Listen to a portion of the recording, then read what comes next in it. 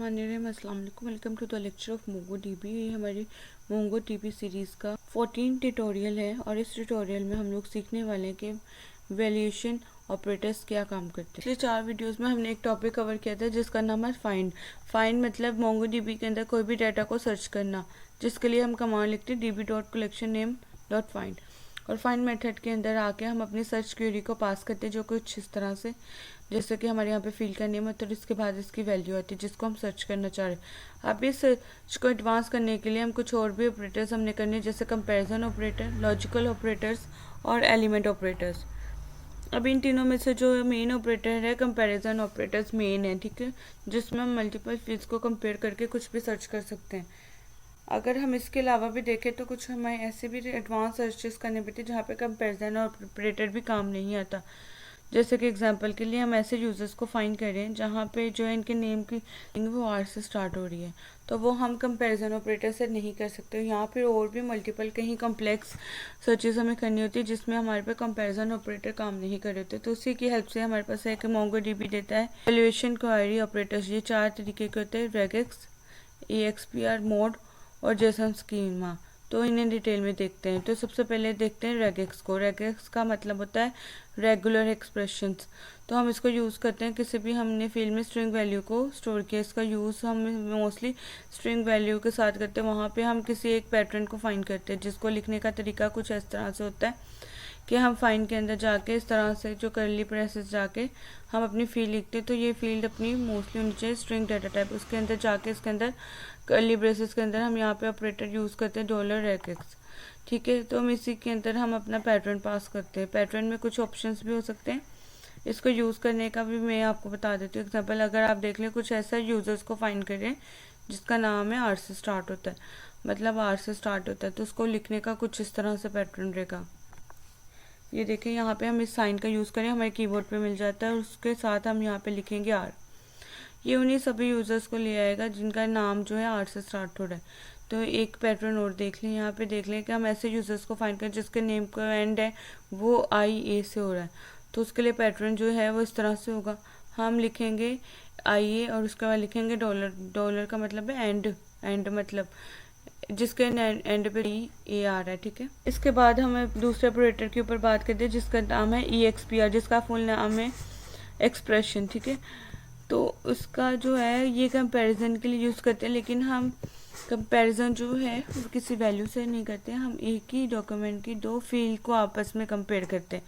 तो हम तब भी इसका यूज़ करते हैं। इसका लिखने का सिंटैक्स कुछ इस तरह से होता है, आप फाइंड के अंदर जाके कर्ली ब्रेसेस के अंदर लिखोगे EXPR, ठीक है, और इसका एक्सप्रेशन पास करोगे, और फिर एक्सप्रेशन में आप कोई भी कंपैरिजन ऑपरेटर का यूज़ कर सकते हो। जो भी मैथ का जो ऑपरेटर्स होते हैं हम आगे आने वाले वीडियोस में देखोगे, उसका भी यूज़ कर सकते हो।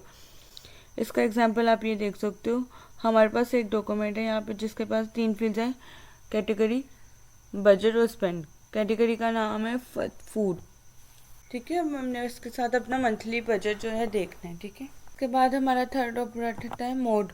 मोड का बेसिकली मतलब होता है मॉड्यूलस। अगर आपने पहले कोई प्रोग्रामिंग लैंग्वेज की जैसे जावास्क्रिप्ट या PHP, उसमें भी इसका काफ़ी यूज़ होता है। बेसिकली इसका यूज़ होता है डिवीजन के टाइम पे, जहाँ पे हम रिमाइंडर को चेक करना चाहते हैं। तो इसको लिखने का तरीका कुछ इस तरह से रहेगा। यहाँ पे आप देखो, फाइंड फील्ड देंगे, उसके बाद डाटा टाइप देंगे, न्यूमेरिक देंगे या डबल देंगे, उसके अंदर हम यहाँ पे जाके पास करेंगे। देखिए, एक फाइंड के अंदर हम इस तरह से पास करते हैं क्योंकि हमारी फील्ड है डेटाबेस के अंदर एज। अब मैं हर एज को डिवाइड करना चाहती हूँ 2 से, और देखना चाहती हूँ कि यहाँ जहाँ पे उसका रिमाइंडर आ रहा है 0, उससे सभी रिकॉर्ड्स को ले आए, मतलब उन्हीं से सारी एज को ले जो कि 2 से डिवाइड हो जाती हैं, ठीक है, वो इवन एजेस हैं। तो उन्हीं रिकॉर्ड्स को देखने के लिए यहाँ पे मैं मोड का यूज़ करती हूँ। उसके बाद हमारा लास्ट ऑपरेटर आता है जिसका नाम है जेसन स्कीमा, जिसका यूज़ हम करते हैं अपने जो है, इसका यूज़ हम लोग करते हैं अपनी डॉक्यूमेंटेशन की वैलिडेशन के लिए, ठीक है। इसमें ना ये जो जेसन स्कीमा है ना, ये मैंने इसके ऊपर प्रॉपर एक वीडियो बनाई है, वहाँ से देख सकते हो, ठीक है। तो हम जो है ऊपर वाले 3 को इस वाले लेक्चर में जो है कंप्लीट करेंगे, और जेसन स्कीमा है वो आप प्रीवियस वीडियो देख सकते हो। तो प्रैक्टिकल देखते हैं इसका। तो आपने सेम जो है कमांड प्रॉम्प्ट ओपन करना है, मोंगोश को आपने जो है कॉल कर लेना है। उसके बाद जो आपने जो भी डायरेक्टरी में काम करना है, डेटाबेस में काम करना है, अपने यूज़ के साथ उसको करना है, ठीक है।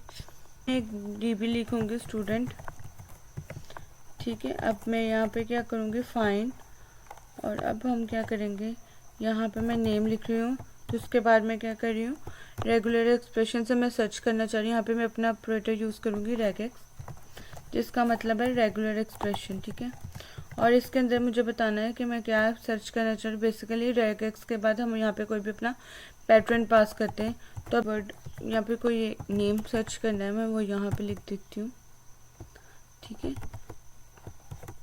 तो ये देखें, जहाँ पे भी इसको ये चीज़ मिली है उसने वो शो करवा दी है। ठीक है, यहाँ पे मैं आपको एक चीज़ बताना चाहती हूँ, रेगुलर एक्सप्रेशन होती है कि सेंसिटिव होते हैं, मतलब अगर आपने आर बढ़ा लिया तो ये बड़े आर को ही सर्च करेगा। ठीक है, तो अगर मैं आपको एग्जांपल दिखाती हूँ, मैं इसी कमांड को दोबारा लिखती हूँ और मैं आर में आर को स्मॉल लिख देती हूँ। ठीक है, तो अब यहाँ पे देखो सर्च करूँगी तो ये कोई भी डाटा नहीं मिलेगा, तो ये देख लें।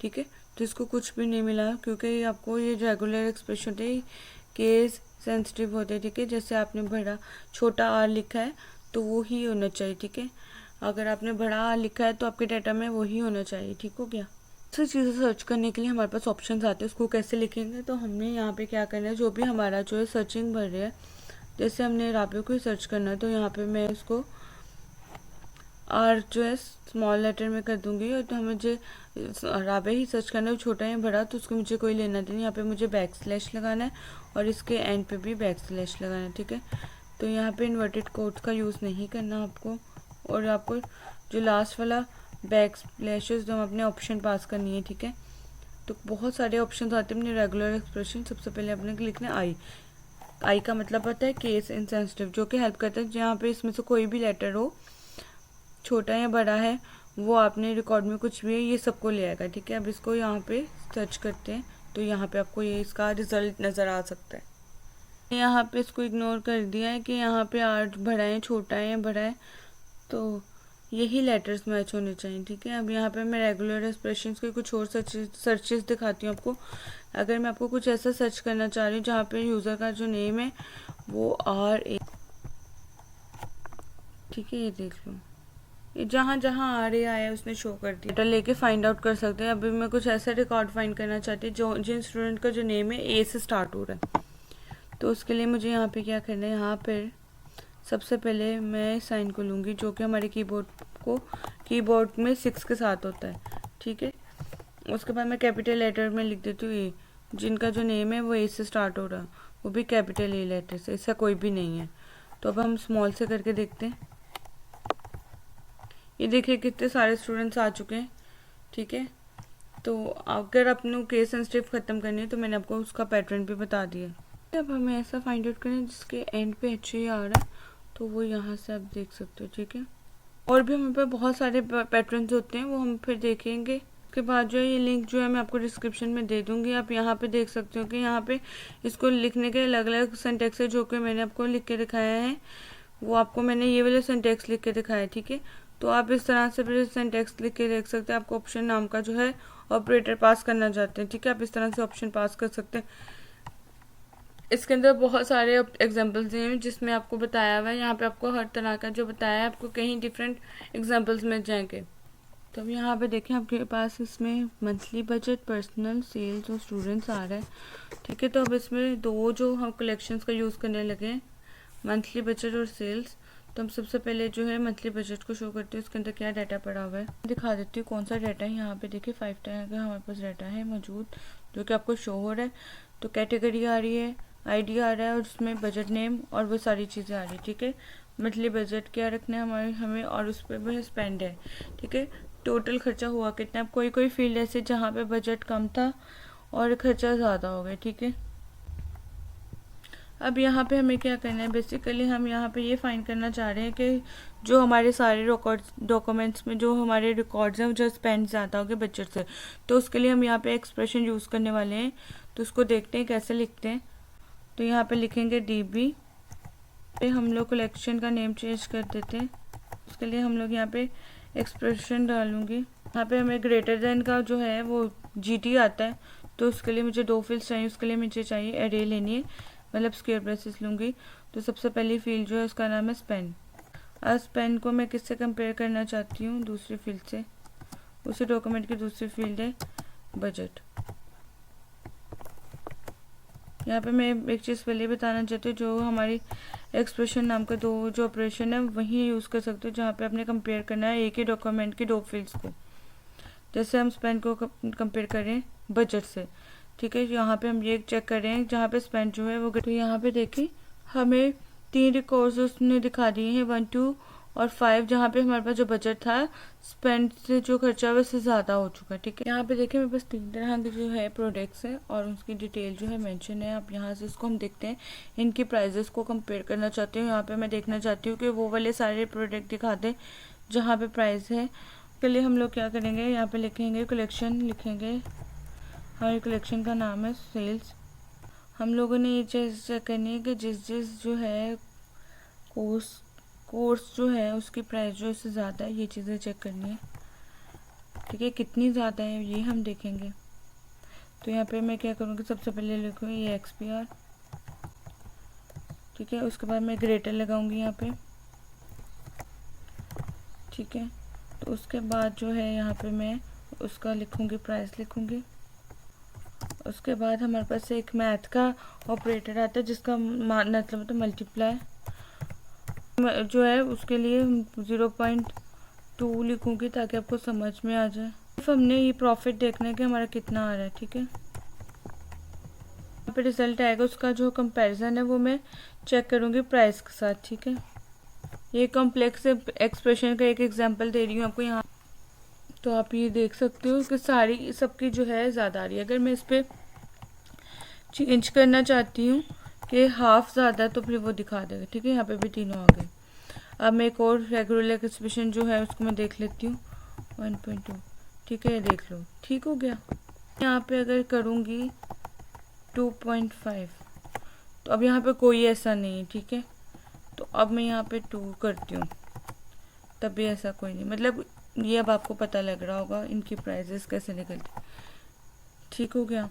इस तरह भी आप अपनी जो है फील्ड्स को कंपेयर कर सकते हो, जिसका आपने मैथ का एक फंक्शन यूज़ किया जिसका नाम है मल्टीप्लाई। इस तरह और भी ऑपरेशंस हैं जो कि आगे आने वाली वीडियोस में हम लोग सीखेंगे। अब मोड का मतलब होता है मॉडुलस। हम किसी भी फील्ड को डिवाइड करते हैं अपने एक न्यूमेरिक वैल्यू से, उसका रिमाइंडर चेक करते हैं। जहाँ पे रिमाइंडर सेम आ जाता है वहाँ पे उसका रिकॉर्ड वो लिया। तो अभी मैं आपको सबसे पहले जो है सेल्स के दोबारा से रिकॉर्ड दिखाती हूँ। ये हमारी सेल्स नाम का जो है कलेक्शन है, ठीक है। यहाँ पे मैं आपको एग्जांपल दिखा रही हूँ जहाँ पे मैं इसकी कॉस्ट को जो है वो 7 से डिवाइड करूँगी। अगर इसका रिकॉर्ड जो है, अगर इसका रिमाइंडर जो है वो 0 से आ गया तो फिर वो आपको रिकॉर्ड शो कर देगा। तो ये सारी वैल्यू को जो है जैसे भी मैथ्स का रूल है वैसे वो करेगा। तो अब यहाँ पे मैं लिखती हूँ DB फाइंड। यहाँ पे सबसे पहले मुझे बताना है कि मेरी फील्ड कौन सी है। तो मेरी फील्ड का नाम है यहाँ पे कॉस्ट। तो इसी के बाद मुझे यहाँ पे मोड नाम का ऑपरेटर यूज़ करना है। सबसे पहले मैं लगाऊंगी कर्ली ब्रेसेस, उसके अंदर मैं अपना यूज़ करूँगी मोड के अंदर आप आके बेसिकली एक अरे लोगे जिसको, क्योंकि हमें 2 वैल्यूज़ पास करनी है और दोनों वैल्यूज़ न्यूमेरिक होनी चाहिए। यहाँ पे मुझे बताना है कि किससे डिवाइड करना है इस कॉस्ट नाम की फील्ड को। तो वो मैं न्यूमेरिक वैल्यू लूँगी 7, ठीक है। तो इसका रिमाइंडर मैं बताऊँगी वो क्या आना चाहिए, वो मैंने पास कर दिया 0। ये सारे डॉक्यूमेंट्स में जाएगा और कोर्स नाम की फील्ड को चेक करके डिवाइड करके देखेगा और चेक करेगा कि उसका रिमाइंडर 0 आ रहा है कि नहीं। अगर 0 आ रहा है तो वो सारे रिकॉर्ड्स हमें शो करवा देगा। तो यहाँ पे मैंने एंटर प्रेस किया तो ये चेक कर लें। यहाँ पे सिर्फ ये 2 ही ऐसे रिकॉर्ड है जिसका जो है कोर्स 7 से जो डिवाइड किया तो उसका रिमाइंडर जो आ रहा है 0 आ रहा है। इस तरह से आप स्मॉल नाम के ऑपरेटर को यूज़ कर सकते हो। जैसे कि इसका यूज़ बस इतना है। तो इसको मैं एक एग्जांपल और दिखा देती हूँ। अब यहाँ पे मैं आपको दिखाती हूँ कि जो मेरी डिवाइज़र वैल्यू है, यहाँ जहाँ वैल्यू है 7, यहाँ पे मैं फ्रैक्शन वैल्यू पास कर सकती हूँ। जैसे मैंने यहाँ पे पास कर दी 7.0, ठीक है। तो अभी भी सेम रिज़ल्ट आ रहा है। तो अभी मैं साइन के साथ भी वैल्यू पास कर सकती हूँ, नेगेटिव वैल्यू के साथ। तो मैं वो भी करके दिखा देती हूँ। 0.0 हटा देती हूँ। अब मैं यहाँ पे -7 कर दूँगी तो रिमाइंडर की वैल्यू उसके साथ भी मैं नेगेटिव वैल्यू पा। तो इस तरह मैं मोड ऑपरेटर को यूज़ कर सकती हूँ। तो ये था हमारा बेसिकली मोड ऑपरेटर। तो हमें यहाँ पे हमने तीनों ऑपरेटर यूज़ कर लिए। तो पहला रेगेक्स, फिर एक्सप्रेशन ऑपरेटर, फिर लास्ट पे मोड ऑपरेटर।